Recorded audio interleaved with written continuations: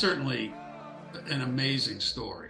When I came into baseball, it was all about you draft tall guys, especially tall pitchers, tall right-handed pitchers. We could do that when we were down in the standings because we got good draft slots. So we had to change our philosophy. Instead of being very narrow, we had to be very broad. So, and I think that's where Jose kind of fit that.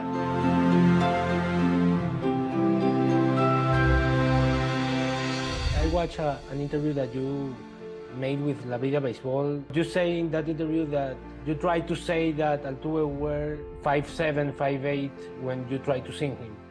How? Yeah. How both of you remember that conversation? How did you convince the Astros to sign Altuve that he was that short?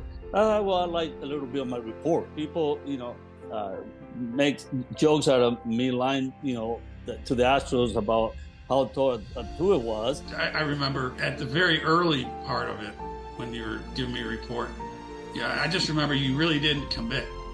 Yeah. You're like, well, he's 5 some, I don't know, I can't remember, 5'4", 5'6". Yeah. And then as we got closer to signing him, I think that's when you came clean with me and said, hey, boss, he's 5'4" or 5'5".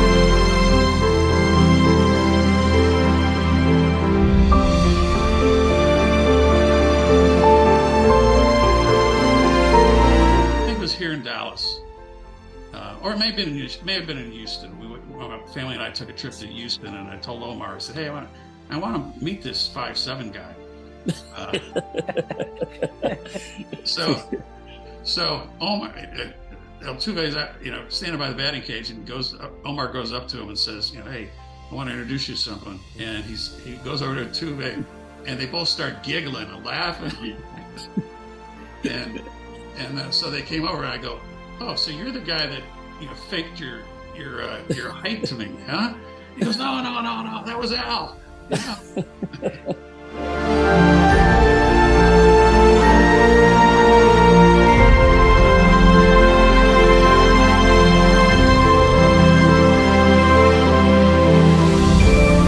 I feel very proud of him. It's like a father, son. Because I saw Altuve when he was 15, 16. You trying to develop this kid from the athlete standpoint, but also as a person. And that's what I admire about Altuve, because everything that he's done on the field and everything he's done off the field.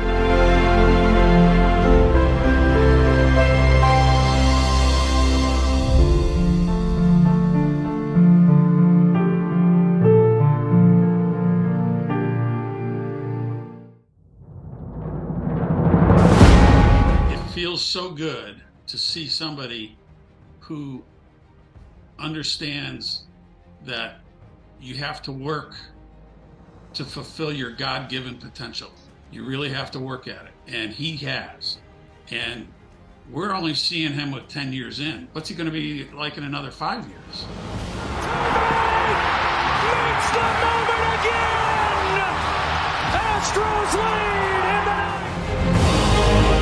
He's a winner, Yeah. They'll never take that away from him. I think the story's still being written, of what he can be and what he will be.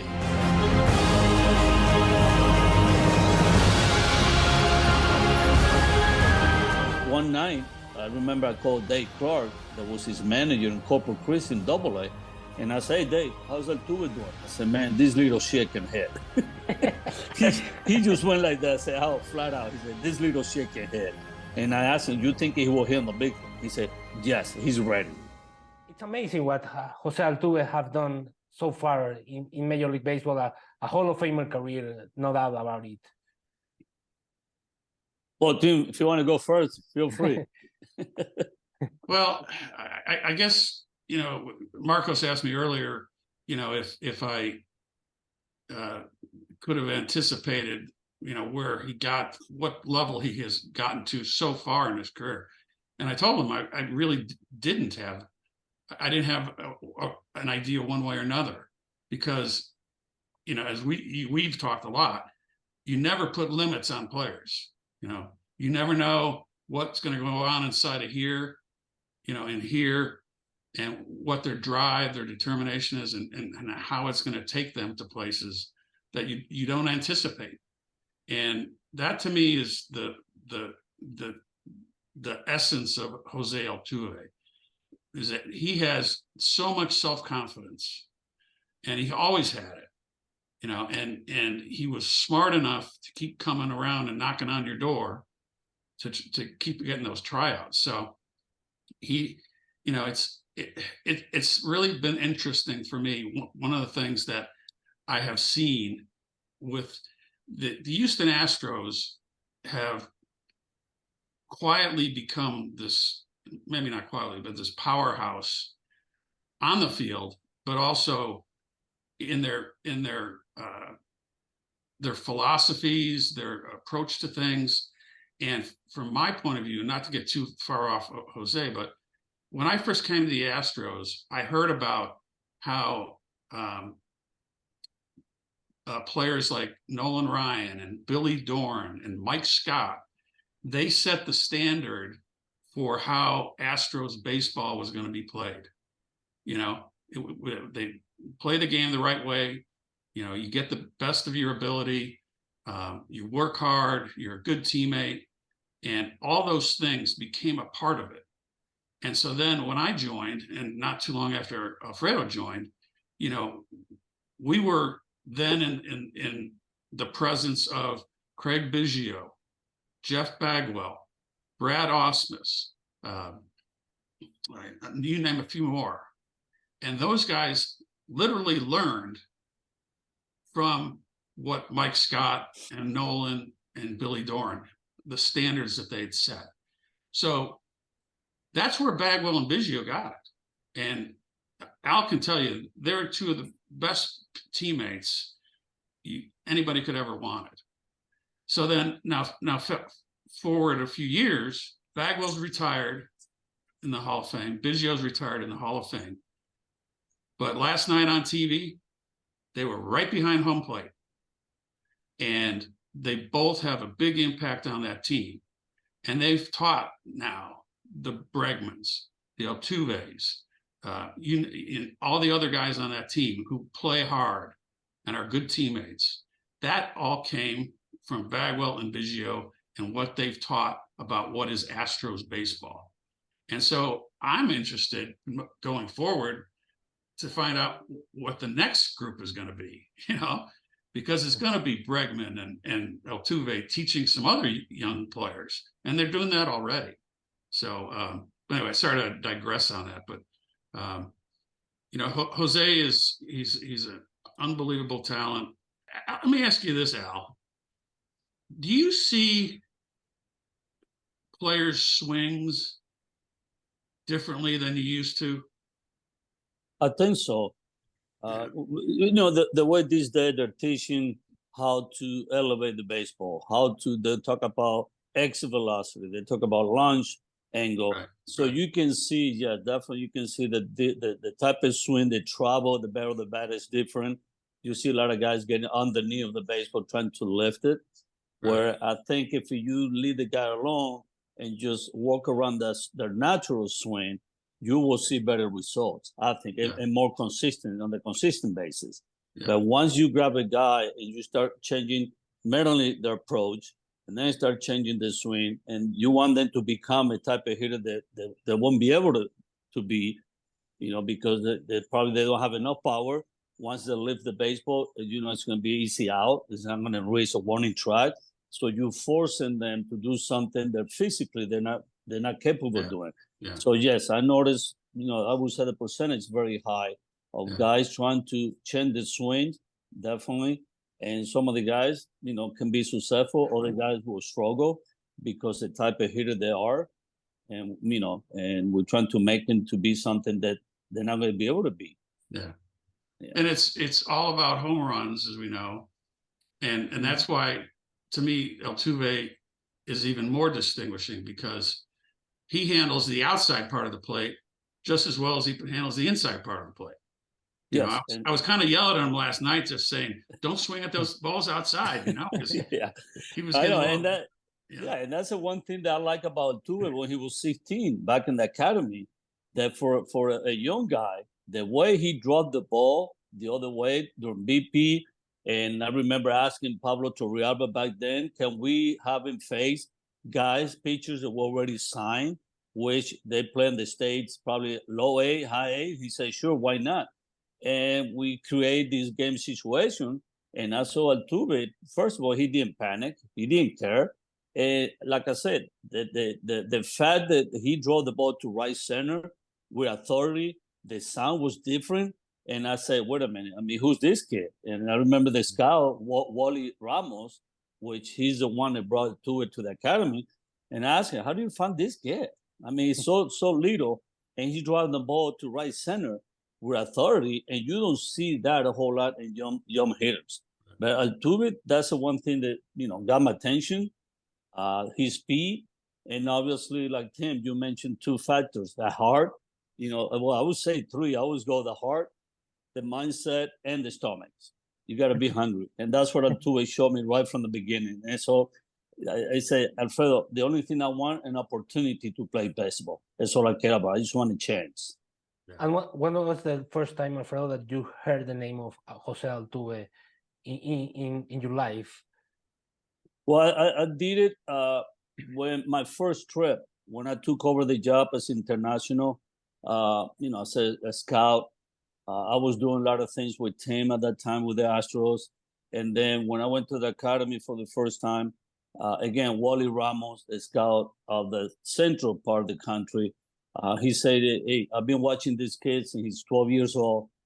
I would like one time that you can give him a chance. But my first trip to Venezuela was short because I was going to go to Dominican Academy after that. So I said, well, next time I come back to Venezuela, let's bring him to the academy, let him work out, and we'll go from there.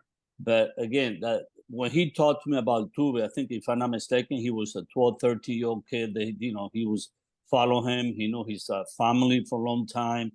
And then that's when I had the opportunity to see him on the field, I think when he was 15, 16 years old. That was in 2006, right? Yes. Yeah. Okay. And how do you introduce him to Tim? Wow, if a team remember right, I think it was a long conversation. When I first saw him, we had like 25, 30 kids in the academy at the time for tryout. And then Wally, introduced me to Altuve. And Altuve again, he said, well, nice to meet you. I just want a chance. I want to prove that I can play the game. And I told him, I said, just relax. It's a tryout. I'll be here for a week, and we go from there. Pablo Torrealba, that was running the academy at the time, he kept telling me, I said, listen, the Astros never signed players that short. So I don't think we should waste our time. And I said, well, we don't have anything to lose. He's not going to cost any money because he'll leave 30 minutes from the academy so he could go back and forth. We can feed him, okay? And that's all. He said, well, I'm telling you, you're going to be responsible for having Altuve here. If you're going to call back the Astros and say that you're going to sign the kid, they're going to give you a hard time. I said, you know what, Pablo, that's a chance I take. You never know. And the one thing I learned from Andres in the past, even when I was a player, I said, you never close the door on anybody because you never know. So that stuck in my mind. And when I started coaching in 95, I always kept that in mind. You never close the door on anybody because you never know. So I told Pablo the same thing. Hey, you never know. We don't have anything to lose. Let's watch him for a week. And that's what we did. And then when I got back to the States, I flew back to Houston and, I report to Tim how things were going in the academy. We talk about the tryout. And I said, we have this kid, that kind of like it. I would like to keep in the academy and see how much improvement he shows. He said, well, we have no problem. We got enough room. I said, no, he doesn't have to stay in the academy. He can travel back and forth. It's okay if we feed him the 3 meals a day, like we do with the guys who already signed it. No problem. We have enough in the budget. It's not a big deal. So that's how the whole, the process started. And the good thing, the team, listen to me and support me idea, keep him in the academy, see what happens, It's funny how, your staff, sometimes they grab on something and then they don't let it go. Like with Pablo, and we were in a period there, where we had drafted and signed Billy Wagner, a short lefty. Mm-hmm. You know, everybody thought we were crazy by drafting and signing a kid like that. But he could be in the Hall of Fame in a lot of people's books, Yeah. But when I came into baseball, it was all about you draft tall guys, especially tall pitchers, tall right-handed pitchers. Well, we could do that when we were down in the standings because we got good draft slots. Mm-hmm. But as we got to be a better team, now we're drafting, 5th, 6th, or I'm sorry, like 25th, 26th, 27th.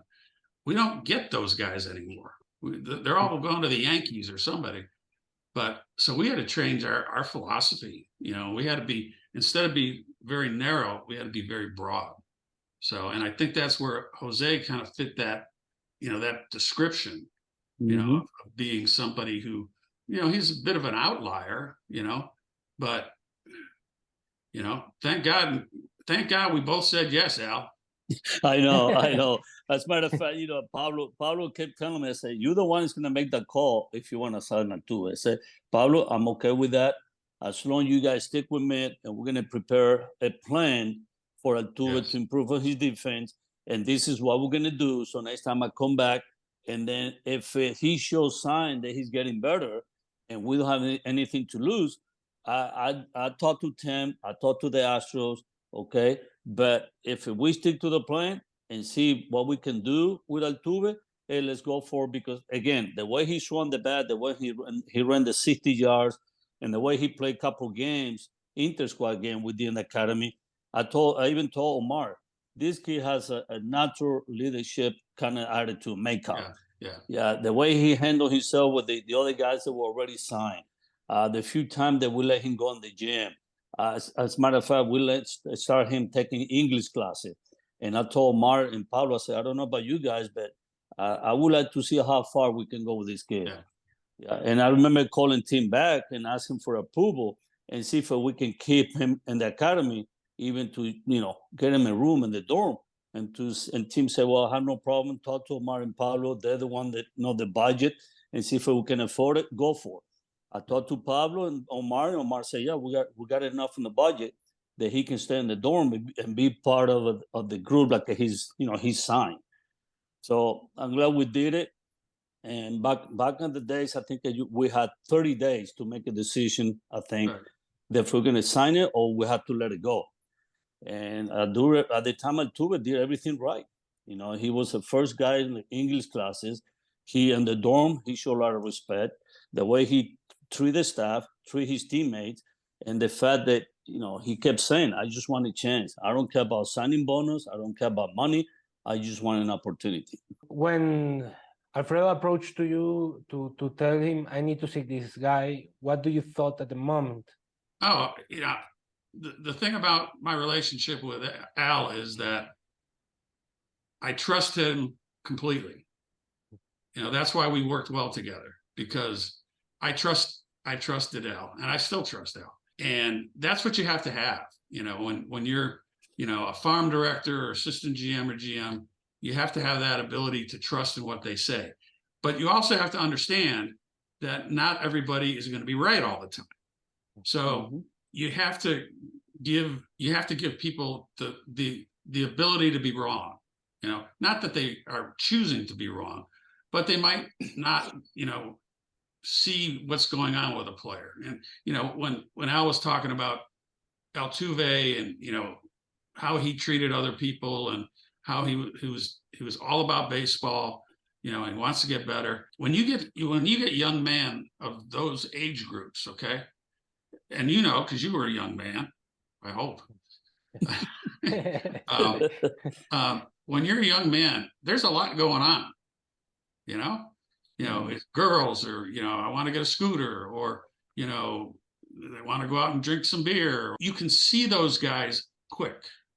The guys that they're not looking at the field, they're looking at all the other stuff around, and those are the ones that you have to be careful with. A lot of times that's maturity.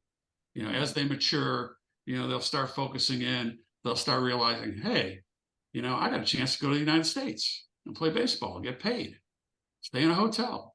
So when I hear reports like I did about Altuve and how he was so focused and, into the game, that meant a lot to me, because I'm going to give you a statement that I used to say, and it's probably too Americanized, but I probably have said this in the company of Al before. With regard to young players, I would say they don't all have to be choir boys, which means they don't all have to be, perfect kids. They don't have to come from perfect backgrounds, but I say they're not going to all be choir boys, but eventually they have to sing in the choir. They have to narrow it down, and buy into what we're trying to teach them, Well, the other thing and team knows this, when we scouting players, whether they, try out or play that already signed, and the one thing I always watch how they pay attention to the game, the body language, or how they run out to the field, when they run off the field, when they're in the dugout, if they really pay attention, talking to his teammates about the game. And that's the one thing I noticed about Tuve. Okay, that guy was the first guy out on the field, and he was, the first guy get on the dugout and letting the team play. His teammate says, "Hey, let's go! Come on, let's go get it." That kind of stuff for me as a scout is important, because the kid's paying attention to the game. He wants to learn by, walking around the batting cages, which I love to do for that reason, because you get to know the makeup of the players. And you can see Altuve always asking questions to the hitting coaches, talking to his teammates about swing and hitting. Okay. And he never stopped doing that. Obviously, when I saw Altuve, and I even told Tim asked me, how far you think Altuve can play? I said, well, the bat is going to let us know. Right now, I see him as a AA player, a AAA. Who knows? But for me, with the by speed and his the speed around the bases, he's going to hit a lot of doubles. He's going to get a lot of infield hits. Okay, the defense definitely needs some work. But again, I didn't expect for Altuve to do what he's doing now, or what he's done in 10 years in the big league. And that's what I said earlier. And people keep asking me, what did you see in Altuve? I said, a kid that was hungry, the kid that wants to do something with his life. And those are the people that you take your chances with. So sometimes you're going to be right, sometimes you're going to be wrong. But if you don't take that chance, or, that risk, how are you going to find out? Yeah. And again, I never thought that Altuve was going to do what he's done with his career. And Tim, the first time that you heard that Altuve was 5'2", 5'4", what do you thought about that in that moment? It didn't bother me at all. It didn't, because again, when you're talking about what we're talking about, $15,000, and you get the report that he is what he is, that's when you want to give people a chance, and just not to be self-centered on this point, but I became a major league general manager, and I never played professional baseball. So somebody gave me a chance, and I used it. I learned. I had good people around me to give me advice. So, I'm all in for those kind of guys. That even though he may be 5'4", it's not going to limit him. And the fact that I wasn't a professional player didn't limit me. So, another thing about Altuve I got to share with you guys is, Al talked about how he is, when he's on the field, how he watches things, works with other players and talks with other players. When the Astros come to Dallas-Fort Worth to play the Rangers, I always call Omar and say, hey, can you get me 2 tickets in what's called the club box? Mm-hmm. And the club box is about 10 or 12 seats right next to the dugout. And I always go there and I sit there, and sometimes I'll bring my daughter if she's really into the Astros, or my son. And I can look right in that dugout. and I can see what everybody's doing the whole game. and that's, Al can tell you, that's what we do. Yeah. You know, when you're in player development, you watch players and you see what they do. But Altuve, he's doing the same things today that he was, you know, at Vinoco. You know, he's involved in the game. He's talking to guys. He's pointing this out. He's pointing that out. You know, he likes to laugh, you know, and which you would think, well, you shouldn't be laughing in the dugout, but no, you got to create a light atmosphere. You know, guys got to enjoy being there, and he enjoys being there. And so I just get a kick out of it when we go there and we sit there and watch him do what he's doing, you know. And you know what? He's been really lucky too with being with a manager like Dusty Baker. I don't know if you may have not have seen it, but a couple games ago, they, you know, usually the manager, you know, stands at the end of the dugout and, you know, watches what's going on. And, you know, like Tony La Russa, he never even talked to a player around him, you know, when he was there. But here's Dusty Baker. He's at the other end of the dugout, and he's hanging out with 6 players and talking to 6 players while the game's going on.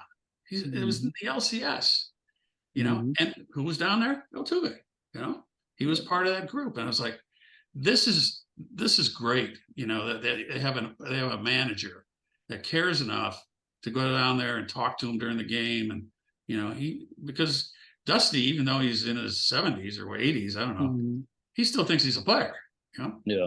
That's why he still wears his wristbands. Wristbands, yeah. So, anyway. No, and Tim, you brought a good point early in the conversation. What helped this kid like Correa, Altuve, Bregman, when they first come in the Astros? Billo, Bagwell, Osman, Blum, the third baseman, Berman, because these kids saw how these guys went by their business, and they went, you know what? This is a place that's not to waste their time or their time. These guys, their main business, they have played the game for 10, 12, 13, 14 years, and they're having a successful career. So definitely that helped this young group when they came up and saw this true professional, how they took care of business, that helped their develop as well. And I'm sure that I agree with Tim 100% when he said that the group that will be following these guys, I'm sure they're watching the same thing. And I'm sure they're saying, you know what? This is the right way to do business. This is the right way to play the game, respect the fans, okay, and care about winning. And that's what Bagwell and Billo, okay, Berman taught to these kids about winning. So they have to create this attitude, this identity that once you put the uniform on, Father, let's go, we're going to a battle together. And that's what I admire, and I learned a lot from the Astro organization, that you can sense that kind of atmosphere right from spring training. They didn't wait until the season started. Everything started right from the first day you report. The owner will talk to the group. The manager will address the group. Let's go, fellas. Now you know what you got to do. You know what the expectations are. And they came through. So that's what Altuve, Berman, Correa, and the other kids, you know, had done. Alfredo, I watched an interview that you made with La Vida Baseball. I don't know when you made that interview with them, but you say in that interview that you tried to say that Altuve were 5'7", 5'8" when you tried to sing him. How how both of you remember that conversation? Well, the conversation started back with Pablo, and Pablo said, you know, hey, Astros never signed players that short. He will go, look at Hidalgo, look at Abreu, look at such and such. I said, Pablo, that's back in those days. These days you never know. So he said, well, I don't know how you're going to let him know that Altuve is that short. I said, well, you know what? We're taking a chance. We don't have anything to lose. And then that joke came out that when I say, well, that I reported back to the Astros, and instead of saying that he was, you know, 5'4", I went 5'6". I think I said 5'7". And I was joking about it. And now people, they kept asking me, how did you convince the Astros to sign Altuve that he was that short? Well, I liked a little bit of my report. And I told them the one thing I didn't like is when I told them, I say, who knows? I don't know if he can play higher than AA or AAA, but with his bat and the desire that this kid has to play the game, let's find out. But yes, people, make jokes out of me lying, to the Astros about how tall Altuve was. And I always, give Altuve a hard time when we talk or when we run into each other and say, man, you're still short. He said, yeah, but I can still, hit the ball. I remember, at the very early part of it, when you were giving me a report, I just remember you really didn't commit. Yeah. You're like, well, he's 5 something. I don't know. I can't remember.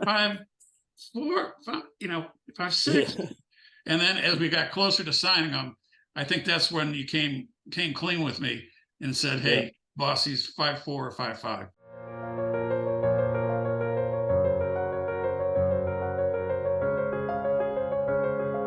Nobody mentioned Galante in this process, but we should, because Mike Galante worked with Altuve in the minor league a lot. Altuve and Galante got along very good. Yeah. Altuve Galante had a lot of patience with Altuve, and he helped him a lot.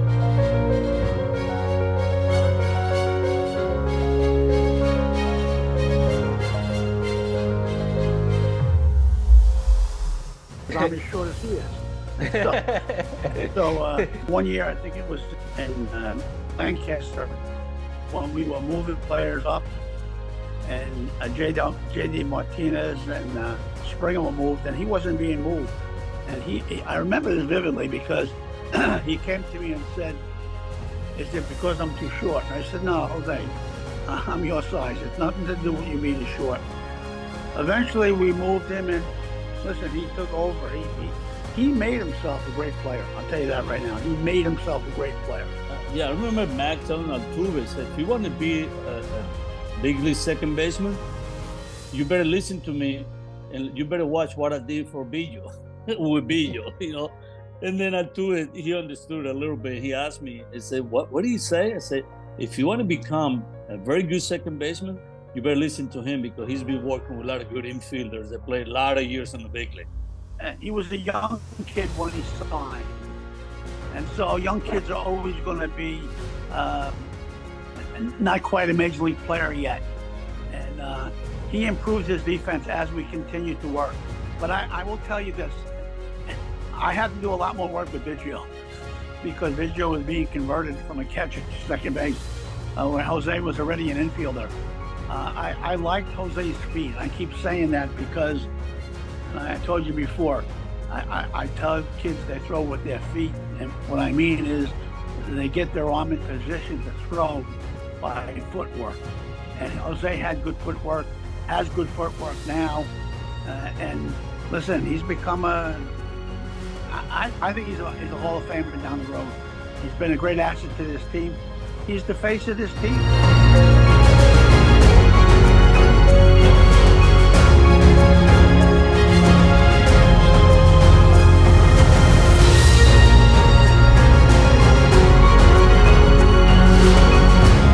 From seeing him the very, very first time to where he is now, I know it was hard work that got him there. As I know, he made himself a really good player by hard work.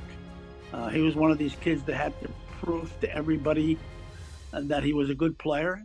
I think he felt his size was against him, but he had to show everybody how good he was, and he made himself a good player, made himself a really good hitter, and now is a very good defender. Like I said, he won a Gold Glove and won some silver bats. So he's proven he's a really good major league player. And Tim, do you remember the first time that you saw Altuve playing baseball? You know what? It wasn't until he got to the big leagues. Oh, wow. Yeah, because, he was signed in January of 2007. And I was let go in August of 2007. So, that was a really tumultuous year. I didn't get out into the minor leagues very much. We weren't playing well. Our owner was upset. We had lost Andy Pettit. We lost Roger Clemens. So by August, the guillotine was hanging over me. So I didn't get to see him until he got to the big leagues. But I'll tell you what, I followed him. I'd always look him up, online to see, and sometimes it was hard to find, box scores and stuff like that. But I always like to, there's still guys I follow that, that played with us that, you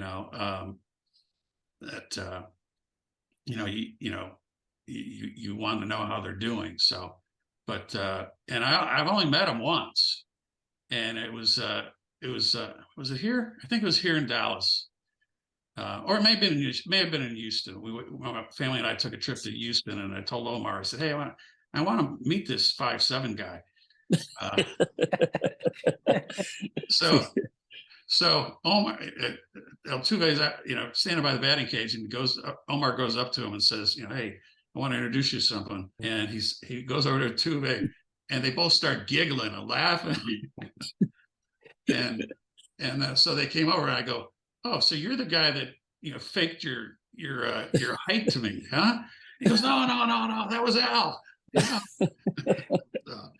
So we had a nice conversation, and he was talking to my son, So, but yeah, I only met him once. So, what do you thought when you saw him playing for the first time in the big leagues?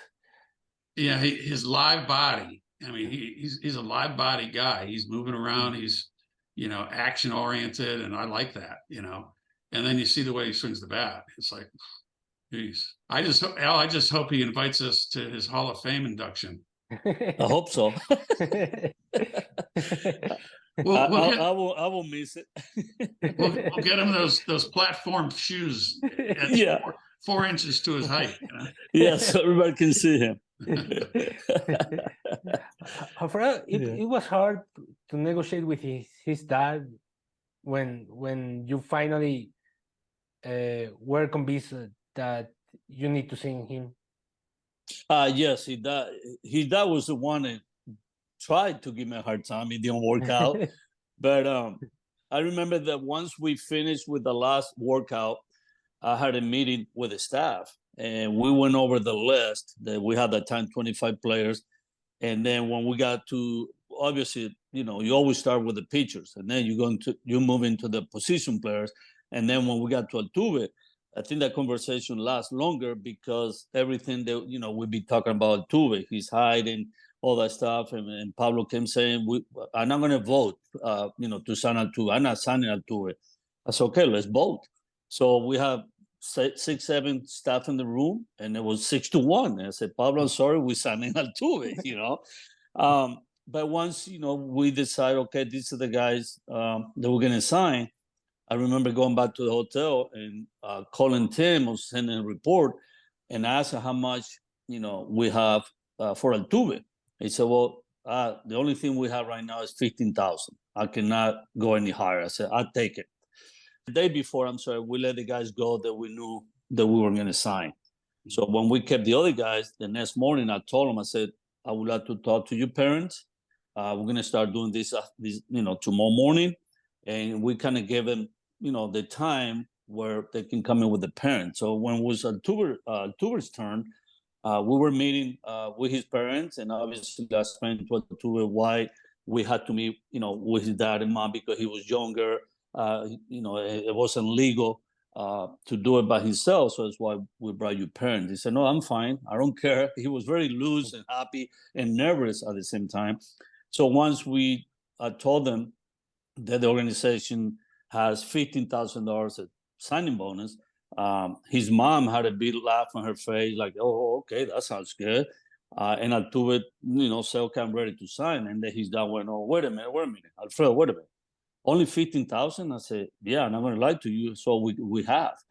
And then he went, well, other organization is offering me 30,000. I said, well, good luck. If they offer you 30,000, we have only 15. I understand. I have no problem. It makes sense that you will sign with the other organization, but I'm not going to lie to you. I cannot go back to the hotel, call my boss, and trying to get one more penny. It's not going to happen. We got 15,000 on the table right now. If you take it, that's fine. If you don't, we understand. No hard feelings, but this is what we got. And Altuve got up and said, Dad, please, I want to sign with the Astros. They treat me with respect. They're giving me the opportunity, which all the 2-3 organizations thought that was too short, that I couldn't play the game. And these people believe in me. At least they gave me a chance. And I got to this point, this far. I'm sorry, I want to sign. And then I remember his dad looking over his wife. I mean, and what do you think? And he wants to sign here. We have to support him. And that was it. The rest is history. But his dad tried to get more money. And that's the one thing I like about the staff back then, and that I like about the organization, that they were upfront, they were honest. And I'm sorry, this is what we got, and we'll do the best we can to help him to get to the big league. Now, obviously, I explained to them how hard it is to get to the big league. But as an organization, we're going to do the best we can to give him everything that he will need to get to that point. And then, finally his dad went, okay, yeah, we're going to sign. So it was, Altuve was so happy. I remember he cried in the office and everything. He was so excited. So, yeah. Considering everything that Alfredo done to sign Altuve, how often do you follow him in the minor leagues? I know that you watch him for the first time when he got to the big leagues, but how often do you check his reports in the minor leagues? Well, when you're the general manager, you get reports every single day. You get a big stack of, game reports. And even back then, we would have the managers would do an audio game report. They'd leave a voicemail message to everybody in the player development department. So that's the first thing I did when I got up in the morning is I listened to the game reports. And it's funny, I was able to tell pretty well how a team was going based upon how their manager sounded on the game reports. Yeah. And I could tell who was in the manager's quote unquote doghouse, by like, oh, this guy, he's 0 for 4 again. And, so I listened to all those. And the thing that I learned about that is you don't get too high or too low based upon one day. You just, you listen and then you kind of get a baseline of where a player's at. And then they give you the statistics and all that type of thing. So like that used to be like 2 hours a day, first thing in the morning, 7 o'clock in the morning, listen to the game report, look at the printouts, that kind of thing. So yeah, you literally look at every game that has been played the night before, and I was mentioned to you earlier, all the way from, Dominican Summer League, Venezuelan Summer League, when it used to exist, and then all the way up the chain, two short season clubs, four full season clubs. So you got 7 or 8 reports every day. So, but then after that, it was harder to get information, but I got enough to figure out what he was up to. So. And Alfredo, how often do you follow him in the minor leagues, and how much times approximately do you watch him live in the minor leagues to see what he is doing in the minor leagues? Well, I used to listen to reports every day. But when he was in the minor league, I was up with the big club. I was doing a lot of stuff with Tim as a assistant to, special assistant to the general manager. I would travel international, go to Dominican. As a matter of fact, back then we had a small program in Colombia, went to Panama, Venezuela. So really, I didn't get a good chance to watch Altuve play in the minor league. Everything I knew about him, what he was doing in the minor league, is like a Tim said, was through the reports. Sometime, which I didn't do the whole lot, call the manager and find out how guys are doing. Obviously, with Altuve, it was a different situation because I didn't want the managers to think that I care more about Altuve because I signed Altuve. So I say, no, I'm going to leave him alone. He's like the other kids, the rest of the kids, okay? And once in a while, we check with the managers, how's he doing? and more so was see how he was adjusting to the new lifestyle, to the culture, to being out of the country by himself at that young age, because I went through the same thing when I signed when I was 16. So that was my main concern about Altuve, just to make sure that he felt comfortable being in a different country at such a young age. But once he got to the big league, he got to the big league. We keep hearing about him almost every night. Altuve's doing that. Altuve got 3 hits. Altuve got 2 hits. And then one night, I remember I called Dave Clark, that was his manager in Corpus Christi in AA. And I say, Dave, how's Altuve doing? I said, man, this little shit can hit. he just went like that. I said, how flat out. He said, this little shit can hit. And I asked him, you think he will hit in the big league? He said, yes, he's ready. And I said, okay. And I told Clark, don't worry. I'm not going to say anything to anybody. I'm sure somebody's going to be calling you, because it wasn't my role to be, letting people know in the front office, hey, I heard from the AA manager, Altuve's ready. No, it wasn't my job. So I kept my mouth shut. And I even mentioned to my wife that night, so I think Altuve's coming soon. And he said, no, he's only in AA. I said, if you can play, you can hit in AA, you don't have to play in AAA. And I told her, I think Altuve's going to be here soon. So it happened that year. He got called up. I think it was late in August. But going back to your question, during his minor league career or playing time, I didn't get a chance to watch him. How both of you felt when he got to the big leagues? Do you remember that day when he got the call, both of you? Well, yeah, it was a couple of days earlier when we had a meeting with the GM and then the manager, the staff. And we were talking about the needs the big club had at that time. Obviously, we were not having a good year. I think that's the year that we lost 100 games. A lot of concern, disappointment, obviously a lot of rumors, the trading the few people, good players that we had in the team at that time. And then we had the meeting and Altuve's name came up. And the GM said, you know what? I think it's time to find out Altuve. I think at the time he was hitting like 330, 335 in AA, if I'm not mistaken. And again, at the big club, we were not playing well. And the manager, Bramio, said, well, why not? We don't have anything to lose. We got to find out about the players that we have in AA and AAA and see if we can count on them for near future. So when they say, okay, we're going to bring Altuve up tomorrow. And I remember after that game, I went back to the apartment. I told my wife, guess what? And she looked at me and she went, Altuve's coming up. I said, yep, they're going to bring him up tomorrow. I told her that night I couldn't sleep. I was nervous. I was excited for him. And nervous because the fact that I recommend Altuve, and obviously I wasn't the only guy responsible for Altuve, the coaching staff, him, the organization at the time, the people that work with me and believe that, hey, let's take a chance with this kid. I keep telling people, I didn't do that on my own. We create this plan. The coaching staff follow the plan. Altuve listened.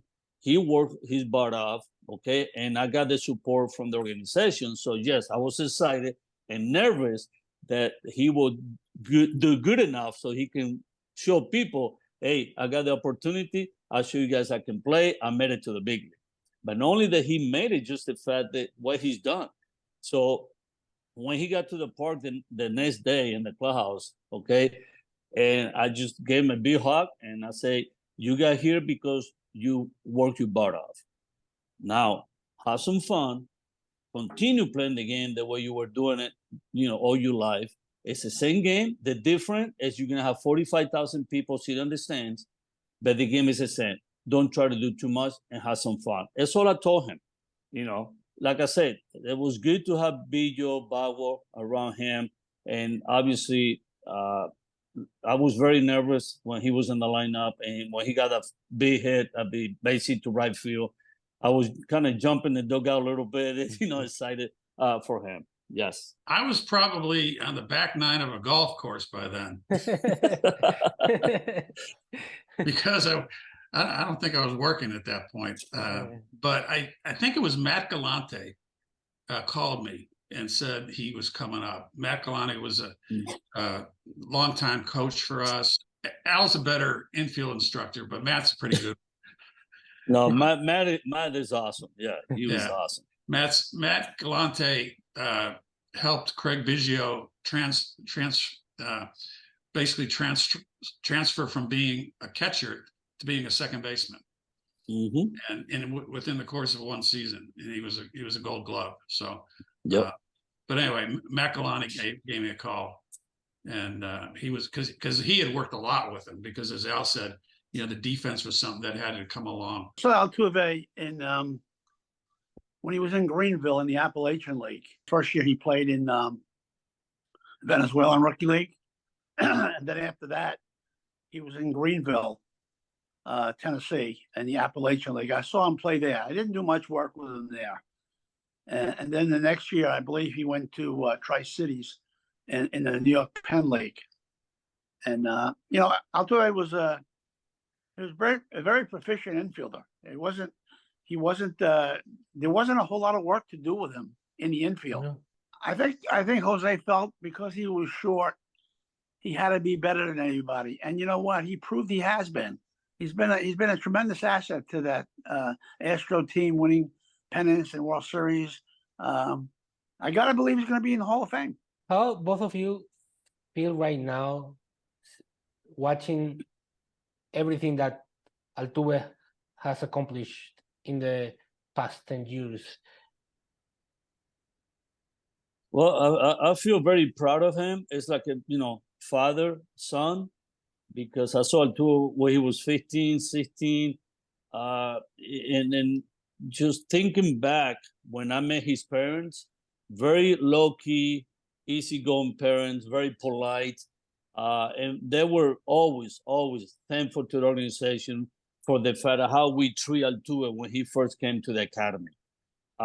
And just watching what he's done, it means a lot, because this is the kid that he just got a chance and he did the rest.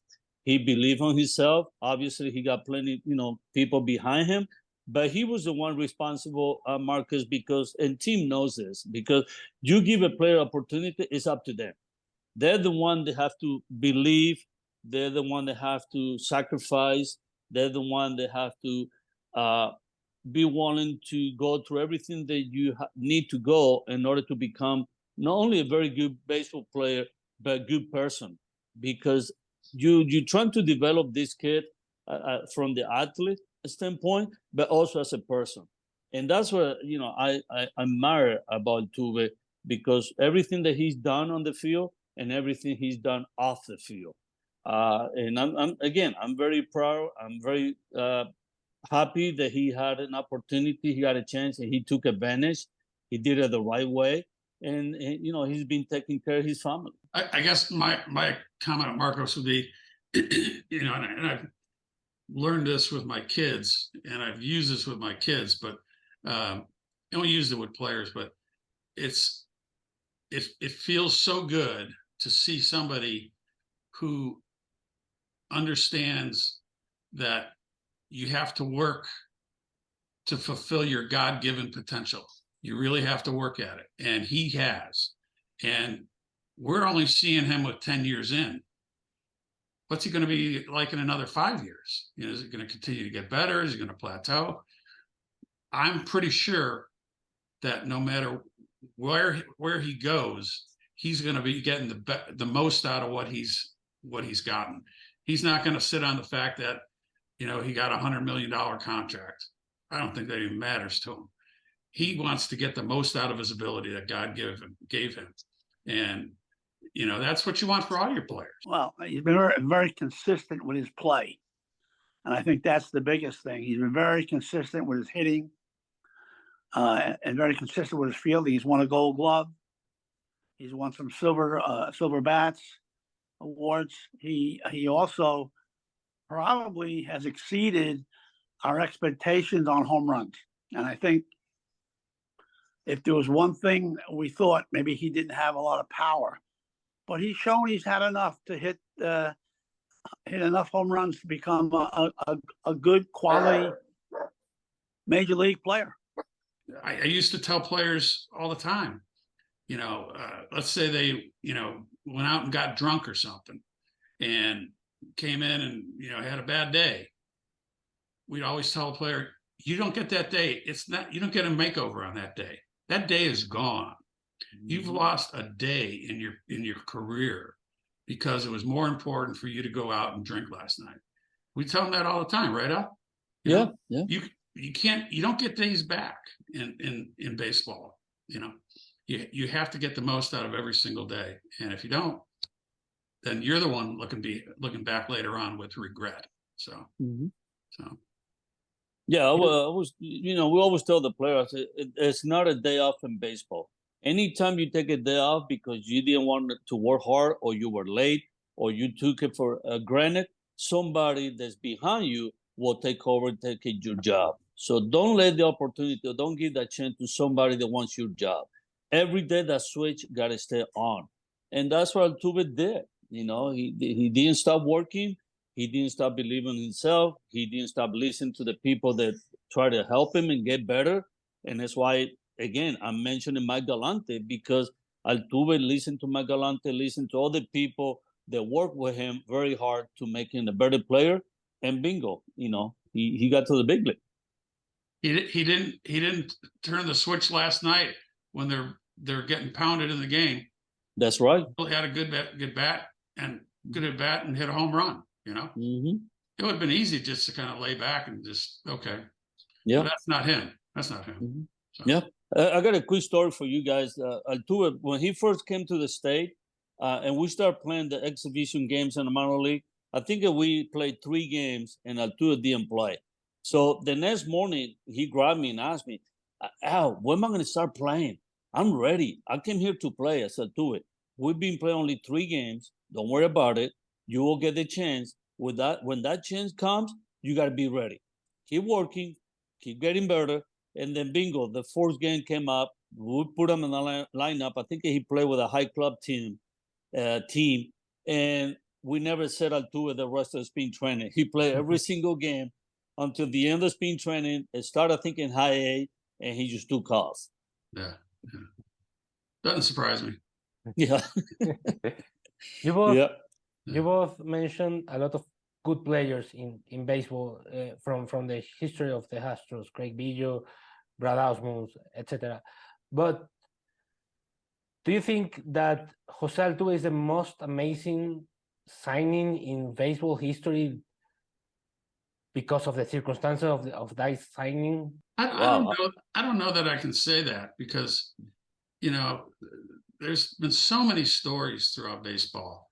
I mean, he's certainly an amazing story, and he's done amazing things. I think we've both run across a lot of people, a lot of players who's overcome adversity, to get to the big leagues and be successful.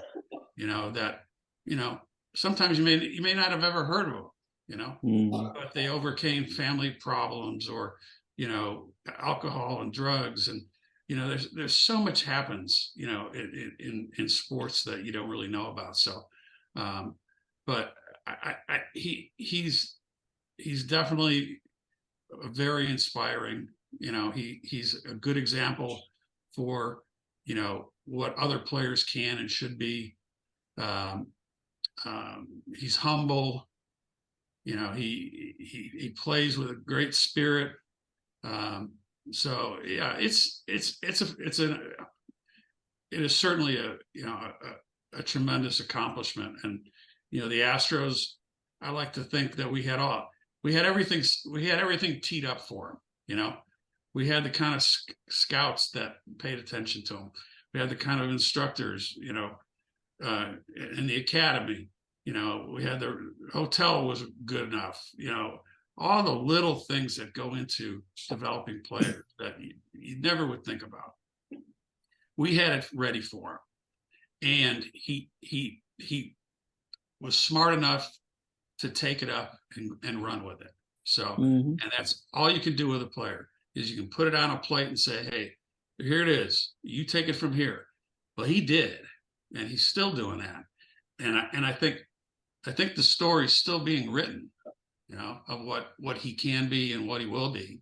One of the things that I've really enjoyed in my career is to go to the Hall of Fame, and I for Biggio's induction and Bagwell's induction, And, to be around those people, the guys in the Hall of Fame, and you hear about their careers and their stories, it's amazing. It's funny. It just popped in my head.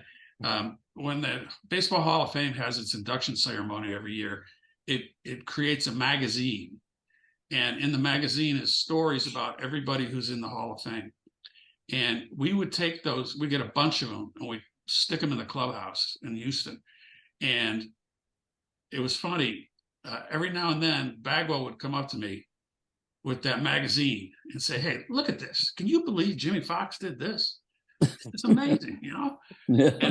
And so I just would think about that, when during his induction. I'm like, here's the guy that was he was always reading this magazine, and now he's in the magazine. Yeah. So, and I remember we were at the Hall of Fame, and it was the day of the induction, and my family and I had breakfast downstairs at the hotel, and then I'm waiting to get a cup of coffee to go, and here comes Bagwell come down, and he goes, "I didn't think I could be this nervous." He goes, "I'm really nervous," But my point is, the Hall of Fame is such a lofty place, that you have to be, among the best. You don't know how things are going to end up, when you're in a career. You don't know. I mean, he could get hurt tomorrow. God help he doesn't. But things happen. Sometimes as you age, your abilities go down a little bit. I don't know if that'll happen with him because he keeps his body in such great shape. He has his core strength. He's got natural. His anatomy is different. For his size, that core strength, man. He develops such whip in that bat. So he may age really well. Just because he's not. Sometimes guys are big and lanky. They have problems, but. He's not going to grow anymore, but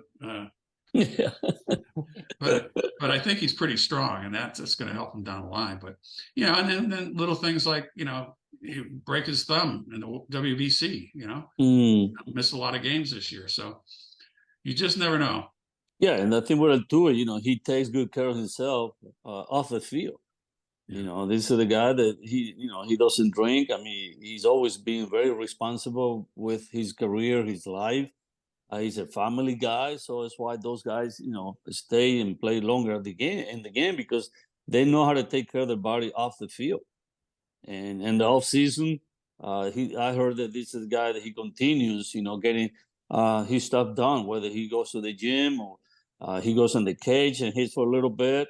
And I heard that he's always the first guy in Houston, but in case of the stadium, before they show up for spring training.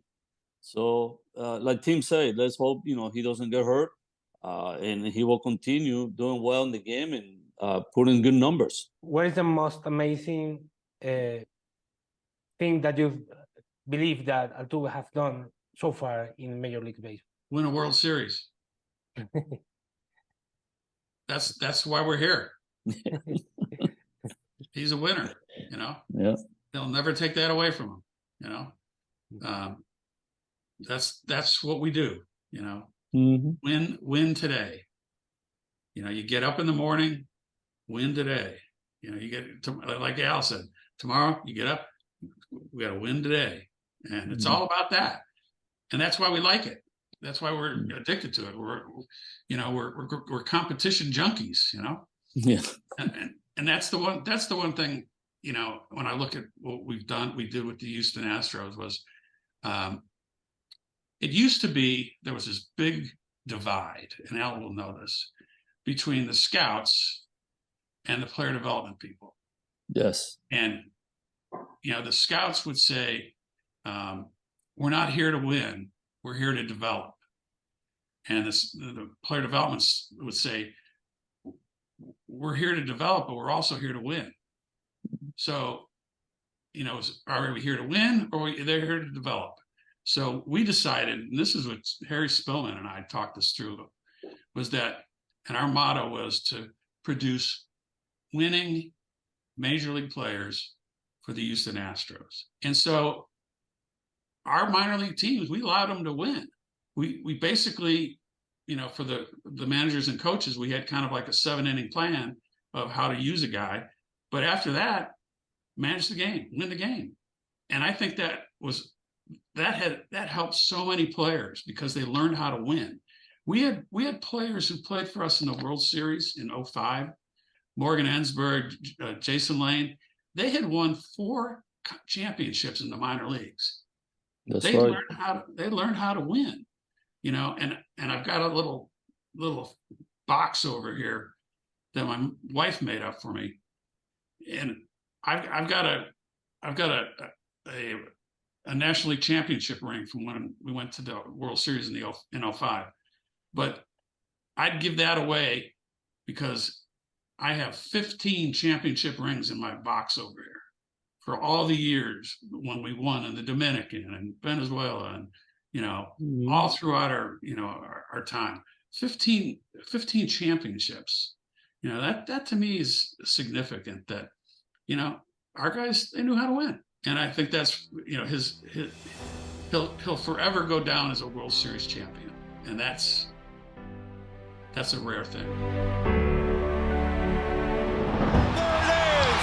Hit number 2,000 in Altuve's career. Number 4 for Jose Altuve, and he hits for the cycle.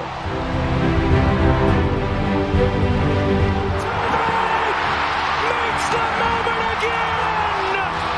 Astros lead in the ninth! In the postseason than Jose Altuve, Manny Ramirez. For another 5'6" most valuable player, Jose Altuve.